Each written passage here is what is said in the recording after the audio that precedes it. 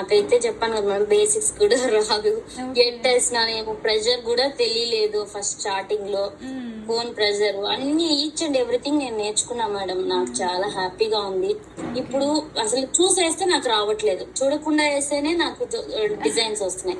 ఏదైనా చూసామంటే అది చెడిపోతుంది, అది చూడకుండా వేసామంటే మైండ్ లో ఒక్కొక్క డిజైన్ వస్తుంది, మనం వేసుకోవచ్చు అనేసి. ఇప్పటికి 2 కోన్ బాక్స్ అయినాయి మేడం. కొంచెం ఇంప్రూవ్ అయిపోయాను. ఇంకొక కోన్ బాక్స్ ఒకటి ఇంకా అందరికి మా ఫ్రెండ్స్ గానీ అని ఊరికే పెడతాం అందరికి. ఇంకొంచెం పర్ఫెక్షన్ వచ్చాక అప్పుడు వర్క్ స్టార్ట్ చేద్దాము క్లయింట్ మీద అనుకుంటున్నాను.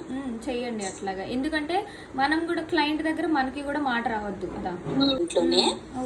సో అదొక రూమ్ గా తనిగా ఉంది. ఇది కొంచెం బాగా అడుగుతా ఉంటారు కదా, అప్పుడు కొంచెం ఇబ్బంది పడేదాన్ని ముందర. అది ఏదైనా చూసినా కూడా అది కరెక్ట్ గా కుదిరేది కాదు. అందుకనేసి నేను ఫస్ట్ క్లాస్ లో మీకు చెప్పాను, గుర్తుందా? ప్రెషర్ కూడా రావట్లేదు మేడం నాకు, చిన్న పిల్లల్లాగా వస్తా ఉంది కోన్ పెడితే అనేసి. ఇప్పుడు ఎలిమెంట్స్ అవంతా అవును మేడం, ఎలిమెంట్స్ అవంతా కూడా నాకు ఏం డౌట్ లేదు మేడం, ఈజీ అనిపించింది. మామూలుగా డ్రాయింగ్స్ అవి వేస్తాను కాబట్టి ఇప్పుడు వీటిల్లో కూడా మీరు చెప్పిన చిన్న చిన్న టిప్స్ అవన్నీ ఫాలో చేసాక ఎలిమెంట్స్ కూడా నీట్ గా వస్తున్నాయి.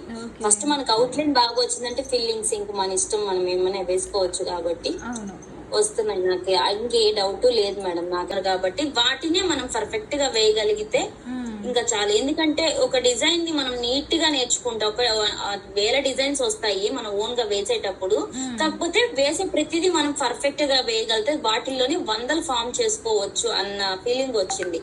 తెలుగులో ఈ హెన్నా అనేది ఇంత బాగా నేర్పించడం అనేది, అందులో ఆన్లైన్ నిజంగా చాలా బాగా చెప్పారు మేడం. నేనైతే ఇంకెవరికైనా రెఫర్ కూడా చేస్తాను. నేను నాకు తెలిసిన వాళ్ళకి చెప్పన్నా నేను చెప్తాను, అందరికి చెప్తాను. ఒకవేళ అడిగిన వాళ్ళకి నా క్లయింట్స్ వస్తే కూడా నేనైతే హ్యాపీ మేడం. థ్యాంక్ యూ అండి.